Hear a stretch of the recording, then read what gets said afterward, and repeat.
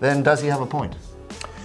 No. If you need Rooney to win the Euros, then you're in a bit of trouble. Right, that and more coming up as myself and Paddy are here for the first Q&A of the year, of the decade, of 2020.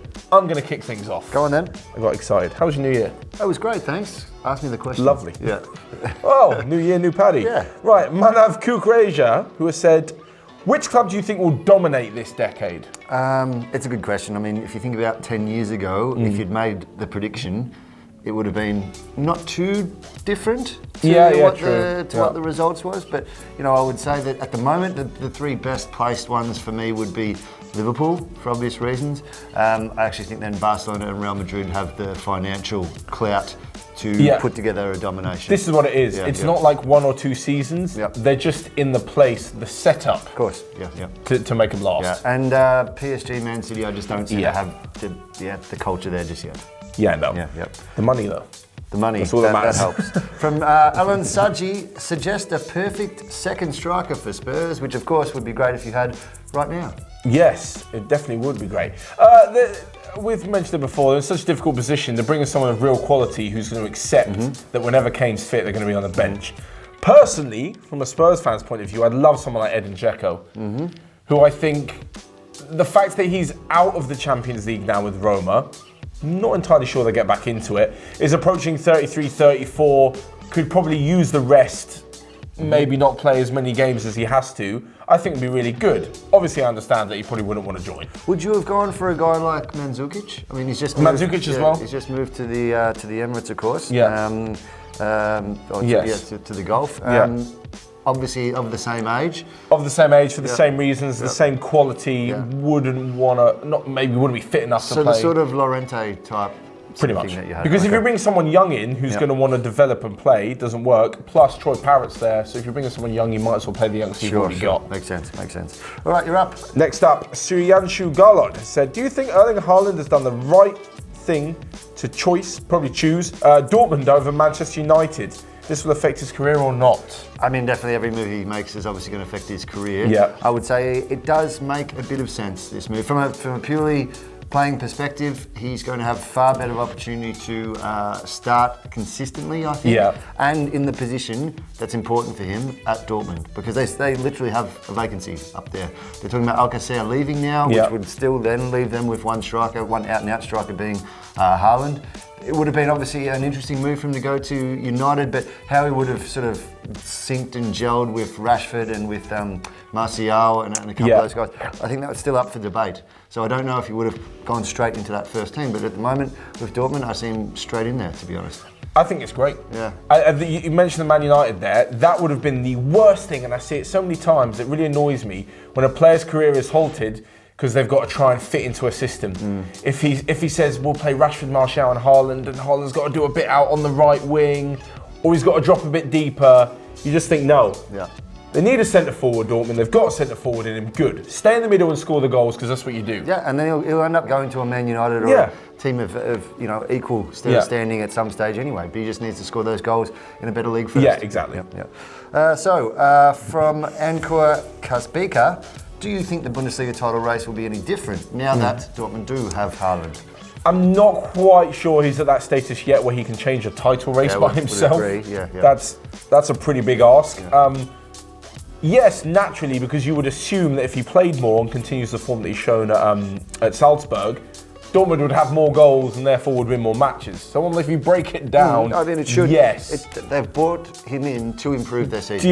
Yeah, which makes perfect sense. But I don't know if it's going to be the difference maker for them to win the title. I'm not sure he's going to be that much of a difference maker. Plus, no other side's been weakened because of it. It's not like Leipzig is suddenly weaker or they really needed him. Yeah. Like this transfer could happen, and Bayern and Leipzig, and even to some extent Gladbach, are still going to go about doing their things. They haven't lost anyone. They still don't need anyone in that position. Makes sense. Yeah. So I don't think it'll be massive. It will help Dortmund. I think we can definitely say. NIKOLAS SIMOS. Okay. Mentioning Alcacer. So for Atletico Madrid, who are very goal shy, Cedric Bakambu, who I believe is in China at the moment. Yes. He was at Villarreal. Yes, correct. For a little bit. He's in China at the moment. Cavani or Alcacer. Yeah, it's a tough one. I mean, you mentioned Atleti being a bit goal shy. It's really interesting. I mean, they had Kalinic there and they shipped him off because it didn't work. They've still got Diego Costa. They've still got Morata. Alvaro Morata, who for some reason is still just 27. It feels like he's been seems like around he's older, for 27 years in total. It's an interesting one. So they definitely are in they're on the search for some more goals, or at least some more scoring options. I think Alcacer probably makes a bit more sense. Cavani would be a nice move for both parties, but it doesn't look like PSG are going to let him go in January. So, whereas Alcacer is available for the right price today, and I think that makes sense. With Bakambu, I haven't seen much about that, but I guess there is some link there. He's probably had enough time in China to warrant his move back to the Europe. That tends to happen. But they've just introduced a cap, a salary cap, so a lot of players who were previously in Europe are looking at return. I mean, listen, their contract doesn't change as part of that cap yet, but it would change them re-signing, for example. So exactly. At some stage he might move back, but I would actually think that Alcacer is probably my most likely at the moment. I'd have to agree with you on that one. Which is worrying when we agree, of course. From Charlie Morris, will Sheffield United become a Premier League regular, or is this a one-season wonder? This always happens. You have second season syndrome in the Premier League, where teams have a brilliant first season, take everyone by surprise, then they fall down. I think with Sheffield United, they will struggle second season. I think they will, but my one thing I think they've got going for them is I don't think many players will be cherry-picked for the bigger clubs. Yeah, that makes sense. This is because, personally, again, just my own opinion, I think Sheffield United are so brilliant because they are the sum of all of their parts. There isn't one particularly amazing standout player, although I think John Fleck in central midfield has been brilliant. There isn't one player who you'd be like, he's gone.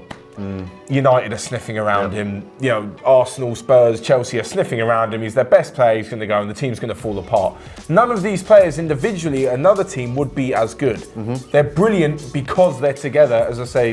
That also creates a risk, though, because then you mentioned about second season. If they do stay up, got a bit of extra pocket money to spend on players, they really have to make sure they get the right players in. Without ruining it. Yeah, otherwise the effect is completely opposite. And that happens to clubs all the time. QPR are the perfect example. Exactly. We've got too much money and went crazy, and now they're nowhere near coming back up. So you're saying that they might struggle, that's your tip, that they might struggle next year?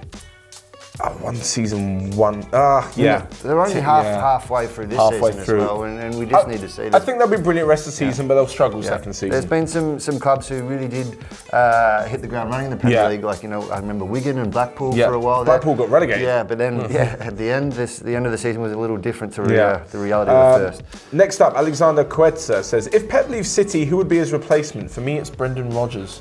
I think Rodgers is not a bad call, and I think he would definitely move for an opportunity like that. But I would actually probably say at the moment Pochettino makes a bit more sense. Of course. I think it's just that would be his ability to work with that player, with that set of players. I think the club would be very confident that would be a positive thing. I think he would be after that sort of move as well. And I don't see why that couldn't be a good match. A lot of the other clubs as well that he was linked with have kind of settled now. Yeah, correct. Everything's calmed down a little bit. We need to see what happens with PSG and Bayern, and if there's that little domino effect that might make him end up in PSG, for example.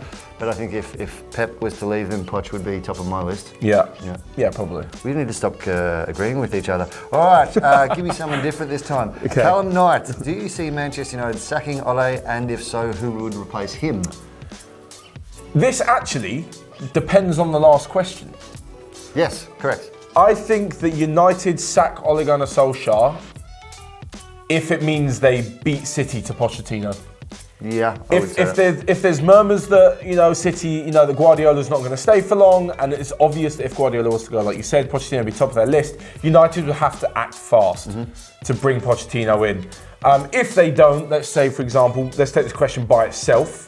If they were to sack Ole, which I think they will, by the way, I'm not sure he's going to be able to take them to the level that Guardiola and Klopp are at the moment. Who would replace him? Oh, it's a tough one. I would go for... if it's not Pochettino. Damn, it's put me on the spot here. Yeah, there's no... I'd go for Tuchel. Yeah? If he doesn't go to Bayern at the end of the season. Yeah. I would be very, very worried about Tuchel working with Ed Woodward, to be honest. Yeah? Yeah, I just think that doesn't... So Tuchel fell out at Dortmund with Zorc and with... who am I missing? His name's gone. The other guy. Yes, yeah, sorry, that'll come to me in a minute. He fell out with them because they had too much control over the transfers and the moves, and I just think the Woodward thing wouldn't work. What about Nagelsmann instead then? That would be a very interesting pair, I would say. Yeah, I'm not sure if Nagelsmann, to be honest, would be that interested in United. No, this is the guy that turned down Real Madrid. Yeah, well, and has just moved, supposedly, and then agreed to move to Leipzig. Yeah. So I'm not sure he's going anywhere just yet. I think he would be one of the ones to go to Bayern next. But again, we need to see what happens at the end of the season. Oh yeah, of course. With that, anyway. Okay, you're up. Right, Fernando Ochoa has said, "Who do you think is the best Mexican player in Europe at the moment, and why? Thanks for the amazing content." Tough question, yeah. If you don't watch too much of the American League, which I would warrant that we don't. True. But at least based on players around Europe, and also obviously having seen them in major tournaments, there's a few there. I mean, Hernandez is probably not to the, not quite the level he was. Not to the form that he was. I would say Ochoa, the goalkeeper. Yeah. He's a legend. He's getting on a little bit now, but he's a legend. Carlos Vela as well, who of course doesn't play that much with the national team anymore. Also not in Europe. No, it doesn't matter though. He's been killing it. If you have a look at his stats in the MLS, broke the record last season in the MLS. Killing it there and scoring a lot of good goals. And then I think your man Jimenez, you wanted to. Yes, Raul Jimenez. Yeah. I mean, he's my personal favourite. Yeah, that would make sense. I mean, he's scoring goals regularly for a team doing well in the Premier League. That would make sense. And I just think he's like a real throwback striker. He just does everything. Lozano, there were high hopes for him before he moved to Napoli. That hasn't, he hasn't set the place on fire there yet. But I think for 50 million or so that he moved for. He's got a bit of head of it. So he's probably the best. Some very fine Mexican players. Okay, from Melting Butter, is Premier League a cooking channel? Yeah. Is Premier League a farmers' league? It has the most point difference between first and second team in the top 5 European leagues. God, I hate like stupid football phrases. The farmers' league is up there with them. Yes, but if the way that farmers' league term is used, because it indicates that there is a big gap between the league leaders and the rest, which a lot of people argue that for France, of course, then does he have a point? No, because that's this season. And I hate to use it, if you were to call somewhere a farmers' league, because of the fact that there is a big difference between the top and the rest of the league, it would have to be Serie A and Bundesliga, because Bayern and Juventus have dominated since 2012. I think Bayern have won it in 2010, something like that. PSG, obviously, there was that one season for Monaco in 2017. Marseille did okay for a while there. There are other good teams. For me, when someone says a farmers' league, it's basically you've got 1-2 good teams at the top and the rest of them are crap. That's not the way with the Premier League. We've seen that in Europe last season with all 4 finalists in both European competitions being from England. You've seen it at another point this year. A lot of people were saying, why are United and Chelsea so bad? I just think the rest of the Premier League's quite good. It's also refreshing to see someone like Leicester and Sheffield United. And Wolves. Yeah, exactly. Yeah, Wolves, I've really enjoyed watching them. Like the fact that they can be competitive and regularly take points off the so-called top 6, off the best teams in England, off the best teams in Europe, according to last year's finals, means that it's incredibly competitive. Yeah, 100%. Definitely not a farmers' league. For the record, I'm not putting any team on a farmers' league. That's true. I accept that some leagues are weaker, certainly down the bottom regions in terms of funding and infrastructure, especially Spain and France down the bottom. Maybe a case for Germany, but I don't think they're that bad. No. But yeah, no, it's not. Yeah, it is a curious term. Yeah, it really is. Yeah. If you can define it, actually, if anyone can define it, is that the definition of a farmers' league? Yeah, that's true. The point total between first and second place. I've just in my head, I think farmers' league, and it's a bunch of guys running around in gumboots on a Sunday. Eating cut oranges and things like that. You want to watch my team on a Saturday? That's a farmers' league. Yeah, one's got to get subbed at half time because the sheep broke through the fence or something like that. Is a farmers' league, not the most expensive league in the world. Yeah, in the world, yeah. That's a bit harsh. Right, next up, Abdirahim Hussein. Rate out of 5 these things have happened. Out of 5, okay. So we'll go 1 least likely, 5 very likely. Dayot Upamecano to Arsenal. 2. No, I think more. Yeah. No, not even Leipzig. Yeah. Atletico Madrid to eliminate Liverpool. 2 as well. It's going to be super tough. Yeah. Especially if they can't score. Yeah, exactly. Especially if they can't score. Maybe if they get Alcacer. No, still 2. Still 2. Sheffield United finishing in the top 6. 3. Yeah. It's going to be tough. It's going to be tough, but it's just the just a hard 3, I reckon. Arsenal winning the Europa League. Got as good a chance as anyone, given their, they've got to improve under Arteta. I would say probably 3 as well. Yep. England winning Euro 2020. 3.5. Oh, yeah. I think they're in the top 6-ish. Yeah. And then you can throw a blanket over them, to be honest, and it all depends on the draw and injuries and all that sort of stuff. So. And Brexit on the 31st of January. 1. Yeah. It's a 5. It's definitely happening. Yeah, well, we'll see. Yeah. I've had very little confidence across that whole process on any of the deadlines they've communicated. I don't know. So, At this point, I don't care. It just annoys me. Yeah, let's not get into politics because we're transfer deadline on the 31st of January. That's the important bit. You need to know. From Aviv Lamech Kalambi, was joining Everton a poor decision for Kean?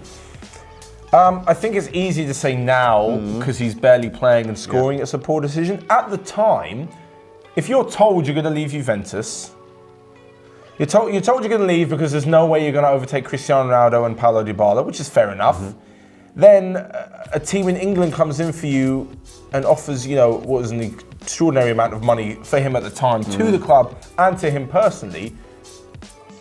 Without any other options, I don't see why you wouldn't take it. Well, that's the It's thing. not a bad choice at the time. I think there were other options, and we've just talked about Haaland and why it's a good move for him to go to Dortmund. I am fairly certain I can recall that there was a moment where Dortmund were apparently interested in Kean. Now, at that point, they again were still looking for offensive reinforcements. They like playing young kids. That might have been a good opportunity for him. Instead, he took the decision to go to Everton, to go there on a pretty big money deal. This is an Everton club that has drastically underperformed considering how much money they've spent for the last couple of seasons. And I also think that decision was purely fueled by the fact that he thought, I'm ready to take the Premier League by storm. And it shows that he isn't. That being said, being under Ancelotti, I think could very much help him. I think that's and we might sit here in 6 months and go, you know what, great call. He's playing, he's scoring, he's contributing, all that sort of stuff. At the moment, it hasn't worked out. You don't know what he had on offer though, because technically what you've just said is absolutely correct.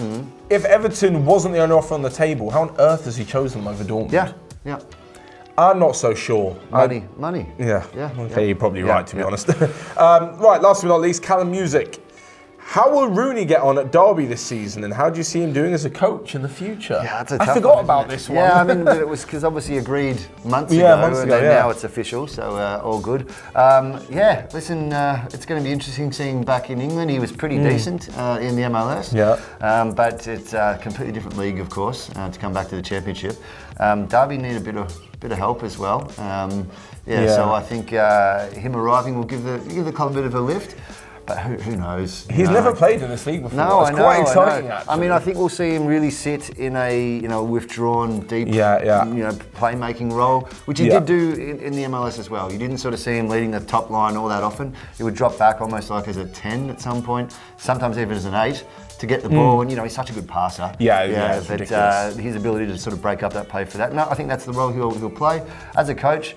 Rooney doesn't really strike me as a natural coach. I think this as well. If he goes on to be manager, I'm not sure. But I think he could be a very good mentor for younger players on a one-on-one basis. Because he is very instinctive with the way he plays, and you would think that might be the way he coaches, and that lends itself much better to working with individuals rather than a group.